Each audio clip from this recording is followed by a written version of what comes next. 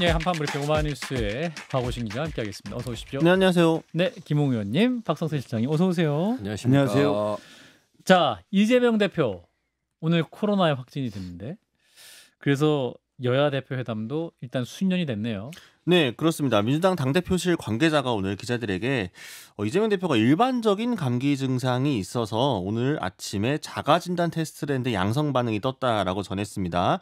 치료와 휴식이 필요할 것 같다라면서 오늘 원래 있었던 이제 봉화마을과 평산마을 일정도 수년이 되어서 다시 잡을 예정이라고 했고요. 예. 특히 이제 한동훈 대표와의 회담도 오는 일요일 25일까지 증상이 호전된다는 보장이 없다라면서 오늘 아침 이해식 민주당 당대표 비서실장이 박정아 국민의힘 당대표 비서실장에게 설명과 양해를 드렸고 한동훈 대표도 연락을 받았다라며 증상이 완전히 호전되면 두 실장 논의를 거쳐서 대표회담을 추진할 예정이라고 밝혔습니다. 예, 사실은 또 어제 오후까지만 해도 실무진끼리의 어떤 회담, 그러니까 이제 준비 과정이 좀 멈췄다, 뭐 이런 소식이 있었는데 사실은 뒤에서 다 준비는 하고 있었다면서요. 네, 그 사실은 오늘 아침에 조간 신문들도 다수가 이 어제 실무 접촉이 무산됐다라는 식의 이야기를 많이 보도를 했었는데 오늘 박정아 비서실장이 이제 최고위원회 마치고 기자들과 만나서 사실은 어제 만났다, 몰래 만났다라고 이제 이야기를 했습니다.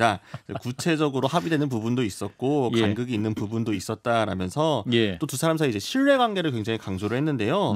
뭐 일부 매체에서 보도하고 있는 것처럼 뭐 신경전을 벌인다거나 뭐 두 사이가 틀어졌다 이런 건 아니다라는 식으로 강조를 했습니다. 예. 지난주부터 수시로 대화했고 기자들 예상보다 좀 빨리 합의가 됐으며 형식과 의제에 대해서도 많은 교류와 통화가 있었는데 그래서 개인적으로 미안하다. 그래서 기자들이 많이 연락을 줬는데 전화도 못 받고 거짓말도 좀 했다라고 사과했습니다. 거짓말도 좀 했다. 그래서 어제 기자들이 많이 물어봤거든요. 그래서 오늘 보나요 안 보나요 막 했는데 오늘 해산해도 돼 해제해도 돼. 예. 못 만날 것 같아 일정이 안 맞아서 예. 라고 해서 이제 기자들이 안심하고 퇴근을 했었다가 뒤늦게 이제 다음 날 만났던 얘기가 나오게 된 거죠. 근데 곽우신 기자도 여당 출입이기 때문에 네. 박정아 의원에게 비서실장에게 전화하셨어요? 아니 저는 직접 전화하지는 않았는데 사실은 이제 이런 것도 항상 촉을 다 세우고 있잖아요. 예. 기자들이. 그래서 사실 후배가 또 이 마크를 하면서도 이제 저도 이제 보고도 기다리기도 하는데 보고를 기다리는 기자구나 우리 곽우신 기자가. 어쩌다 보니까 어쨌든 네. 세상에 죄송해요. 아닙니다. 원래 이제 반장급은 네. 보고를 받죠. 지시를 하고. 저희가 예우를 제대로 못 해드리고 있었습니까? 발로 뛰어야 되는데 너무 의자에 곽우신 반장으로 이제 다 내일부터 이게 기자가 아니고 반장과 기자는 다른 거잖아요. 아니 뭐 그렇게 다르진 않은데 아무튼 열심히 하겠습니다. 알겠습니다.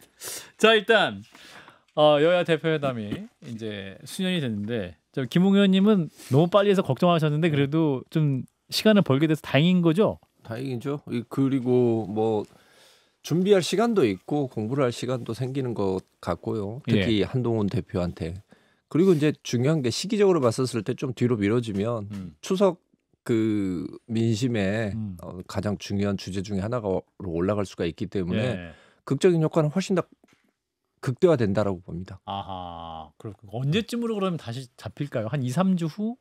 지금 2주? 이거 끝나고 나면은 또 재판이 밀린 게 오기 때문에 아하. 뭐 제가 만약에 저기 뭐 양측의 실무진이었다라고 하면은 한 추석 한 3, 4일 전으로 추석 3, 4일 전. 그럼 9월 초? 그렇죠. 그때로 미루는 게 제일 낫지 않을까 싶어요. 그렇군요. 자, 박 시장님은 일단 미뤄지는 게 둘 쪽 다 물론 준비는 잘했다고 하지만 나쁠 것 같지는 않아요. 예. 특히 한동훈 대표 입장에서 어떨까 했는데 제가 오전에 그러니까 오늘 아침에 한동훈 대표가 그 소식을 맨 처음 들었을 때 기자로부터 엘리베이터 안에서 들었다고 그러더라고요.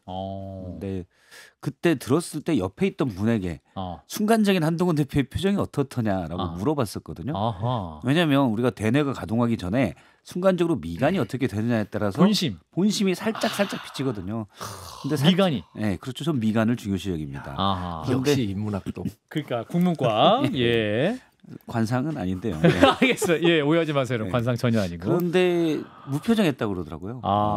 무표정했고 그래서 그냥 담담하게 받아들이는 것 같다라고 생각하는데 벌써 지금 오후에 나온 기사를 보면 당원 게시판에서 국민의힘 당원 게시판에서 한동훈 대표가 얘기한 제3자 추천 특검법을 국민의힘이 받아라라는 글들이 올라오기 시작했다고 그러더라고요. 저는 어쨌든 두 여야 대표가 만나면 가장 관건은 이 특검법이라고 생각을 하는데 한동훈 대표가 카메라가 온된 상황에서 이재명 대표가 분명히 물어볼 것이고 그렇죠. 한동훈 대표가 거기서 기다려라 하기에는 부끄러운 일이 되거든요.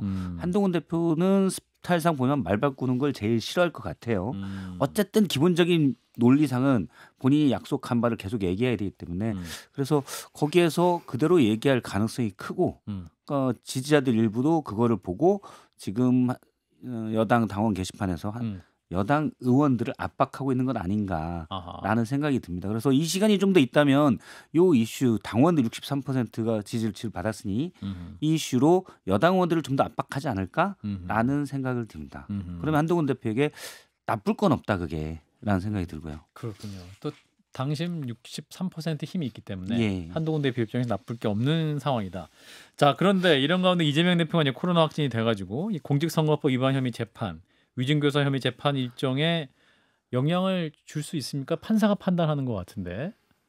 예, 일단은 지금 코로나 자가격리가 이제 권고로 바뀌어서 5일 동안 자기 집에서 자기가 스스로 격리하라 뭐 이런데 뭐 격리 안 해도 된다라고 이야기를 하지만 일단 권고 사항이 있습니다. 그래서 아무튼 법원에서는 아마 받아들여 줄 겁니다. 그래서 연기를 아마 해 줄 것이고 연기를 하는 게 맞는 것 같아요. 근데 뭐 물론 뭐 아시다시피 지금 뭐 대한민국에는 법위에 계신 두 분이 계십니다. 뭐 검찰 수사도 불러서 이렇게 출장 수사 받으신 분이 있고 또 재판도 황제 재판이라고 자기 가고 싶으면 가고 불출석하고 싶으면 불출석하는 우리 이재명 대표가 있기 때문에 예.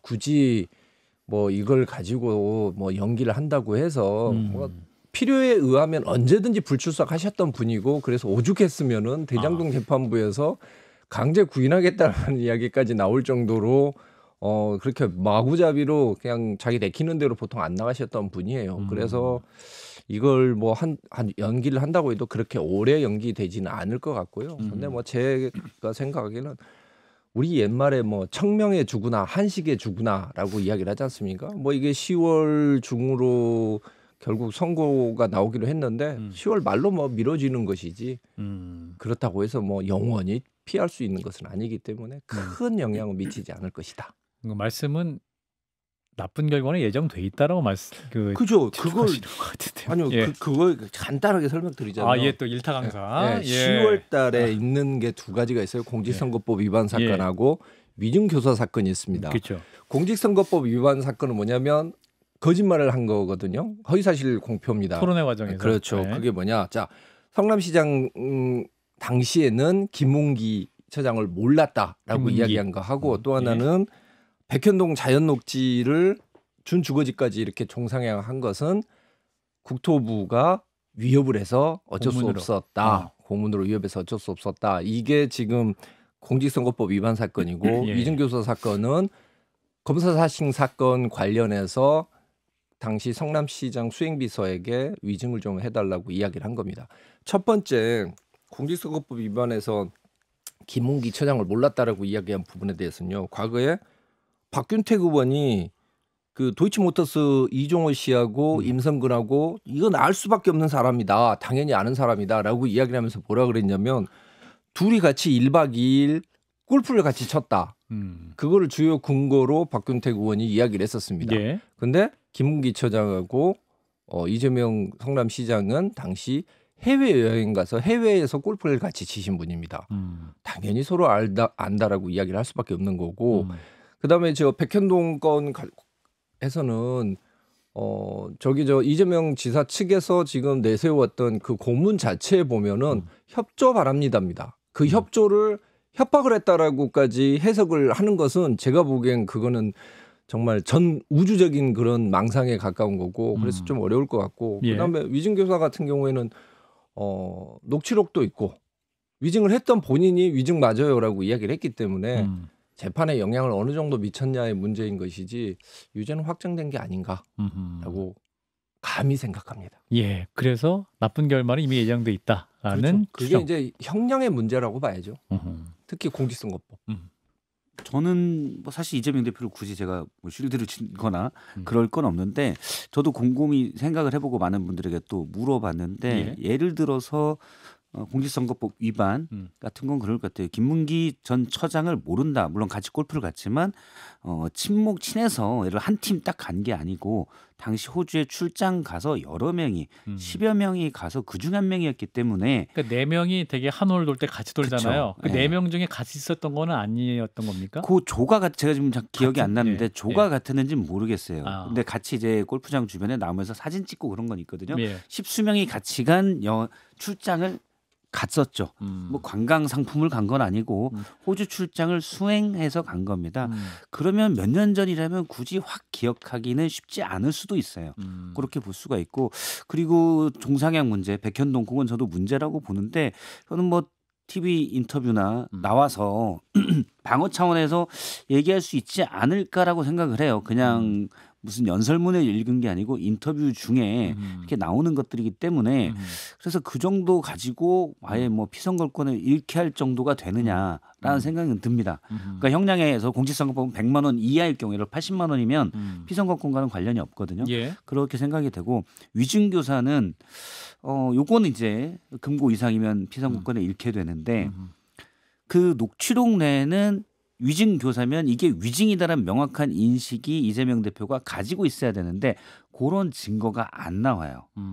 그래서 그 재판부가 어떻게 판단할지 저도 여러 법조계 있는 분들에게 물어보니까 그건 잘 모르겠어요. 그러니까 지금 돌이켜 생각하면 상황이 결과적으로 그건 위증 교사 아니야?라고 생각했고 당시 전화를 받은 그 수행비서도 그 전 성남시장의 수행비서도 위증을 제가 그래서 했습니다라고 했는데 이재명 대표의 당시 얘기로는 이거 거짓말인데 당신이 좀 해줘라는 건 없어요. 그냥 그때 이랬잖아요 라고 해서 그 분위기를 몰아가는 분위기는 있는데 본인이 이게 만약에 이재명 대표가 나는 그게 맞다고 생각했었어 라고 하면 그걸 재판부에서 명확하게 위증인 걸 인식하고 거짓인 걸 인식하고 강요했는지 이 부분은 조금 헷갈릴 수도 있을 것 같다. 다툼의 여지가 있다. 근데 이제 그 말이 맞아요. 그러니까 저쪽에서 지금 계속 이재명 측에서 지금 주장하는 게 뭐냐면 야 사실대로 말해달라라고 이야기한 부분이 있다. 그렇기 때문에 이게 어떻게 위증교사냐라고 있는 그대로 말하라고 했다. 우리나라 판례에 그런 정확한 사례가 있습니다. 예를 들면 이런 거죠. 저 박선택 실장님하고 저하고 어제 같이 만나서 술을 먹었어요. 그런데 그게 문제가 생긴 겁니다. 그랬을 때 박선택 실장님 어제 우리가 만나고 그런 것도 아니잖아요. 사실대로 이야기 좀 해주세요라고 이야기를 했을 때 그거는 위증교사다. 그리고 교사라는 것 자체가 사실은 야, 너 내일 가서 저 사람 좀 칼침 한 방 놓고 와라고 이야기를 하지는 않습니다. 주로 조직폭력배가 이야기할 때 야, 그 사람 진짜 계속 거슬린다. 근데 누구 하나 문제 해결하는 애 없네. 이런 식인 겁니다. 실제로. 잠이 안 온다. 그게 다 교사로 인정이 됩니다. 왜냐? 우리나라 재판부가 그렇게 바보가 아니기 때문에. 영향력을 행사한 부분이 있다. 그렇죠. 자, 근데 이게 이제 어제 일이 아니고 몇 년 전 일이기 때문에 사실은 기억이 애매할 가능성도 있다라고 봅니다. 아까 이제 그 골프 갔을 때 같은 조였냐 저희 질의에서 저희 제작진이 찾은 자료는 유동규 전 본부장의 검찰 진술에서는 이재명 당시 시장과 김문기 전 차장이 호주에서 같은 조였다. 뭐 그렇게 이제 유동규 씨의 진술은 그렇다라는 점을 말씀을 드립니다. 자, 다음 이슈로 넘어가 보겠습니다. 워낙 또 쟁점이 많아서 이것만 할 수는 없어서.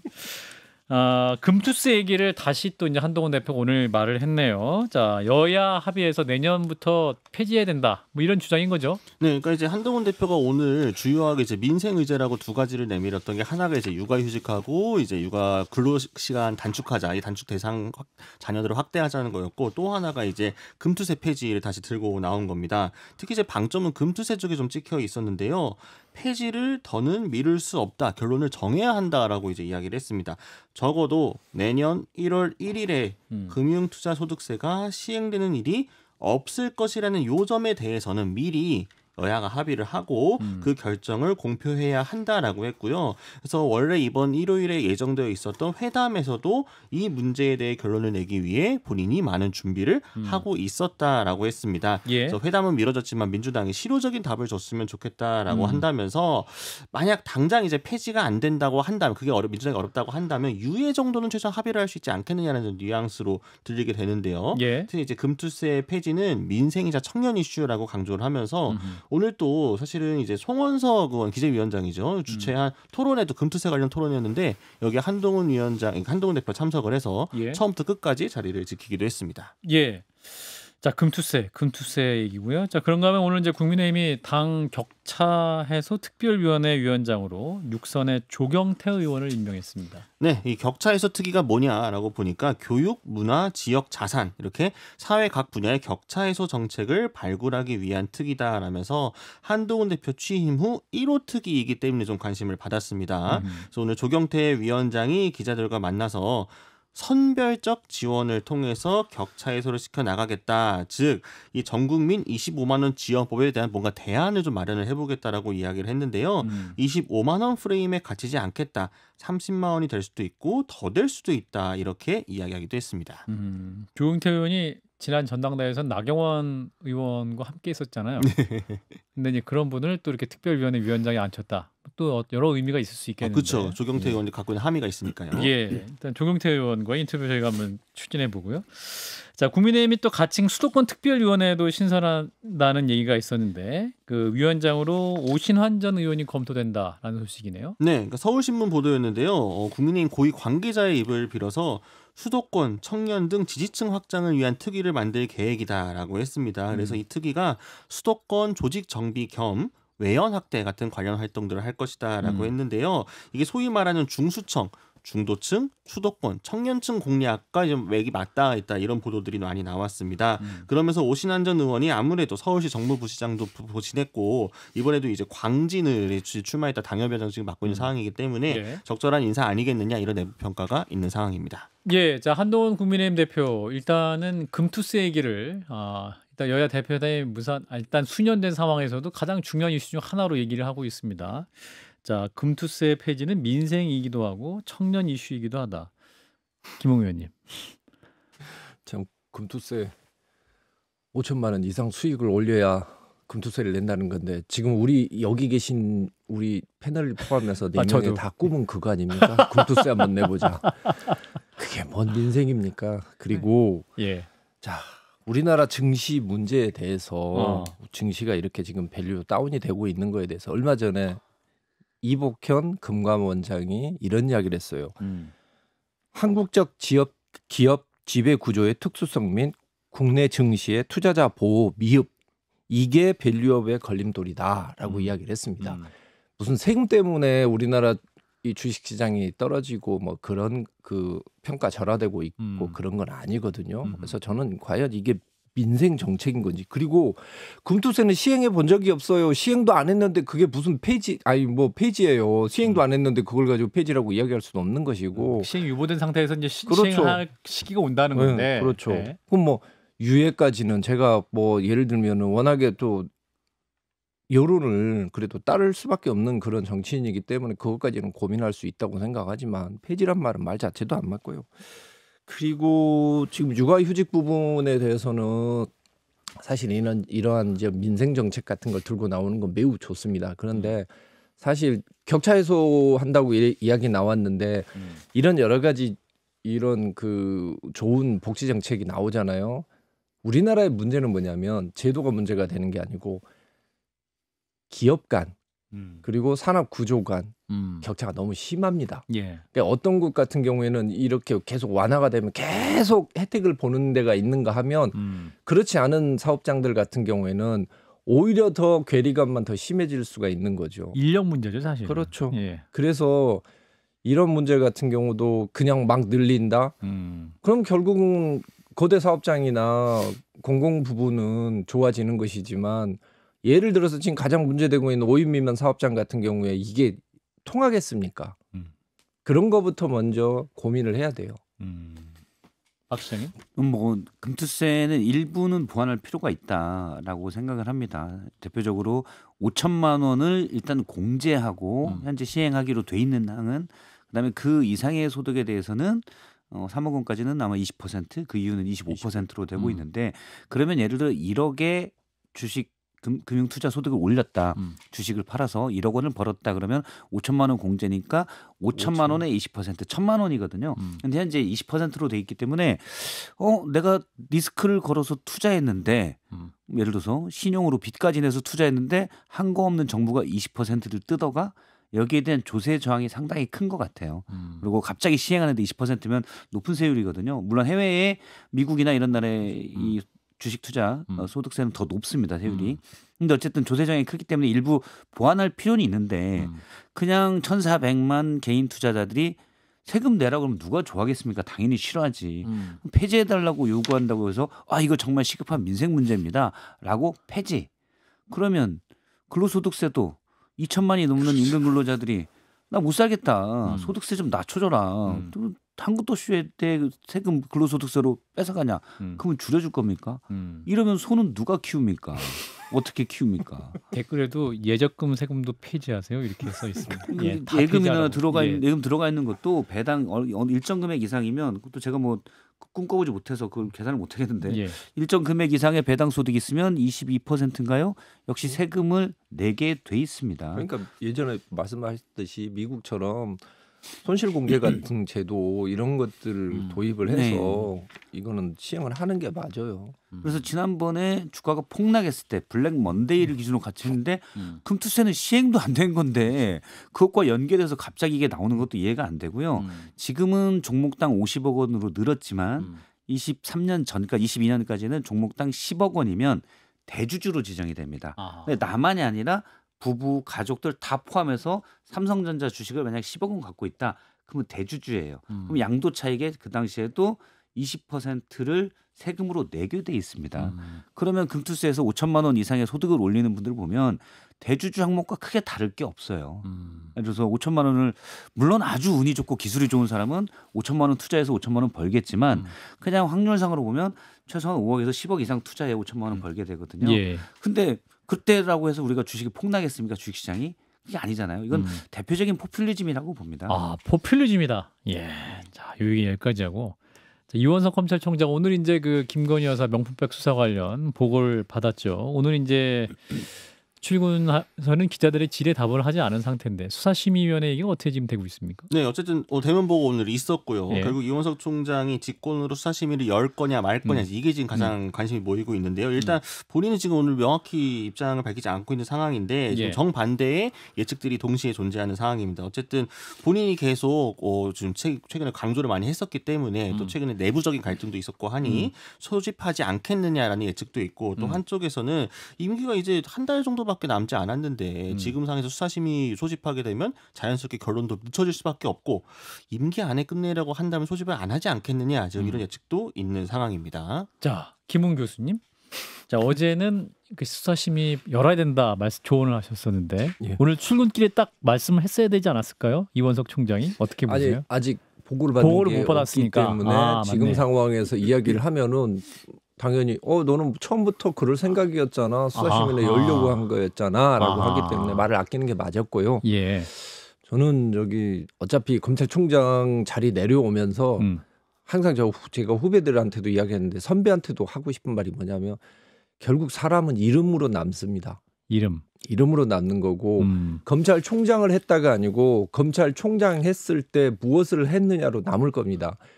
그 이름을 그래도 더럽히지 않을 마지막 기회라고 봐요. 그래서 저는 할 거라고 생각합니다. 수사심의위원회 소집할 것이다. 자, 저도 이원석 총장에 대해서 강하게 비판을 많이 했는데 사실 더 문제는 직무 관련성이 없기 때문에 이거는 청탁금지법상 신고 대상도 아니다라고 얘기한 감사의 표시일 따름이다라고 수사 결과를 작성한 형사 일부 그리고 요거를 오케이 받아들인 이창수 중앙지검장이 더 문제겠지요. 근데 이분들이 더 문제일 건 이미 예상이 돼 있었기 때문에 이게 만약 그대로 간다면 이들을 지휘할 책임이 있는 검찰총장이 이제 문제고 검찰총장은 이미 여러 번 예외도 특혜도 성역도 없다라고 하는데 잊게 되잖아요. 저는 그 부분을 총장이 그냥 말로 끝낼 게 아니라 어떻게든 관철시키는 게 중요하다고 봅니다. 학자나 언론은 그냥 지적하고 비판하면 돼요. 근데 조직의 장은 어떤 환경에서도 그거를 본인이 하려고 했던 그게 옳다고 생각하면 관철시키는 게 저는 물론 뭐 파도를 타고 넘는 데서 약간의 손실은 있겠지만 관철시키는 게 저는 중요하다고 생각하거든요. 그러니까 이원석 총장이 지금 검찰이 되게 부끄럽게 됐는데 그거를 본인이 예외도 특혜도 성역도 없다고 한 얘기를 관철시키고 뭐 임기 얼마 안 남았지만 최대한 관철시키기를 바랍니다. 그리고 이제 한 가지 더 덧붙이면 직무 관련성이 없다고 그랬잖아요. 제가 곰곰이 생각해 보니까 없을 수도 있겠구나. 대통령의 직무와는 그 가능성이 있습니다. 제가 그냥 그렇다고 한 게 아니라 여사의 직무와 관련돼 있으면 대통령의 직무와는 관련성이 없어요. 예. 여사의 직무 의미심장합니다. 구체적으로 얘기하면 잡혀갈 것 같은데 할게요. 조마조마해요. 저도 그래서 의미심장하다고만 말씀을 드렸습니다. 여기서 우리 반장님은 보내드리겠습니다. 오마이뉴스의 곽우신 반장님 수고하셨습니다. 감사합니다.